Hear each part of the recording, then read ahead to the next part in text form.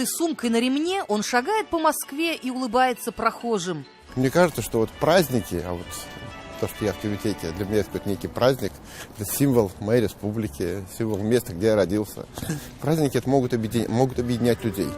Его спор в Верховном суде с 3 федеральными министерствами – просвещения, науки и юстиции. В системе общего образования есть стандарты, то есть правила для школ.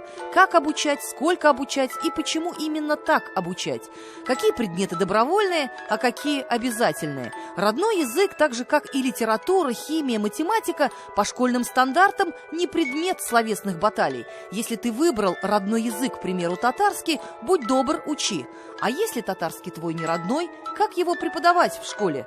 В правилах об этом не сказано ни слова. Наши ребята, наши школьники не могут изучать татарский язык, русские ребята, даже если они этого хотят. В России из 85 равноправных субъектов 22 являются национальными республиками. Они занимают почти треть фактической территории, где проживает почти 20% населения страны. По мнению административного истца, изучение государственных языков национальных республик – это обязанность каждого жителя этой республики, так как языки коренных народов имеют статус второго после русского государственного языка.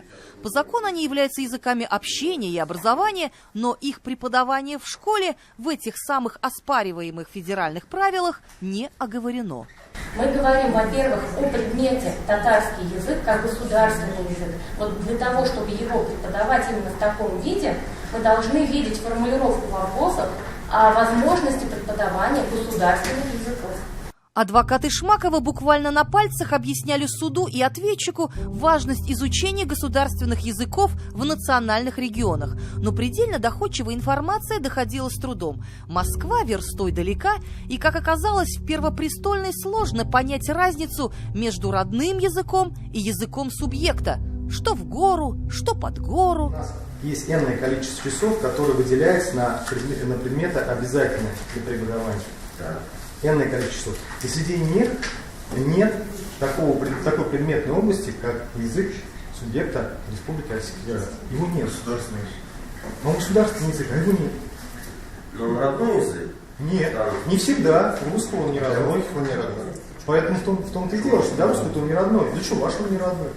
Представитель Министерства просвещения, главный ответчик, и вовсе пребывал в полном замешательстве. Урок вызубрен юристом на отлично, а вот на экзамене поплыла. Если у вас все хотят выбирать, изучать татарский язык, почему тогда никто не пишет заявление на его изучение? Потому что заявление предусмотрено про родной язык. В ГОСах, очевидно, есть неопределенность. И даже из самого процесса, из того, что административные ответчики не могут дать пояснения, из тех отзывов, которые они представляют, видно, что они отождествляют государственный язык республик с родным языком. Четко сформулировать свою позицию оппонент уже не смог. Аргументы ответчика выглядели настолько неубедительными и спонтанными, что приводили в замешательство и суд, и слушателей, и, похоже, даже саму себя. Я на этот вопрос уже отвечала, то что...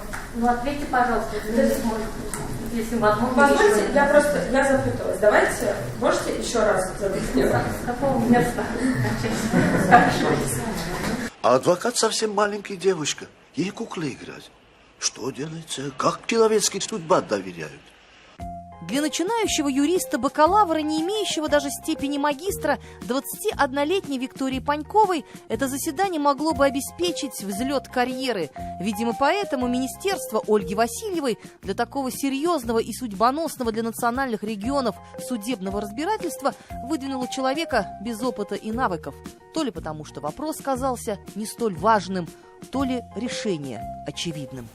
Пока суд до дела в родной школе директора Шмаковой, которая, кстати, называется «Школой солнца», учебный процесс проходит без изменений. Кстати, сегодня это единственное учебное заведение не только в Казани и не только в Татарстане, да и среди школ национальных регионов, где язык субъекта преподается как государственный, то есть в обязательном порядке. Как спросил один классик, так в чем же сила солнца? Может быть, в том, что оно не боится заглянуть в тьму? Тунгас!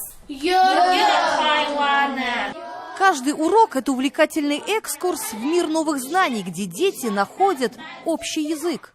Татарский язык, он необходим. Он необходим, как ни в Республике Татарстан, прививать любовь к культуре народа, который исторически здесь является хозяином на этой земле, и как не прививать любовь к языку, к знаниям и к общему развитию. На татарский выделили свободные часы, которыми школа может распоряжаться самостоятельно. Это самое дорогое время. Каждый педагог мечтает его заполучить. Но школа, которая, к слову, готовит детей олимпиадного уровня, не пожалела это время именно на татарский. Тут торг неуместен. Мы живем в Татарстане, соответственно, должны знать татарский.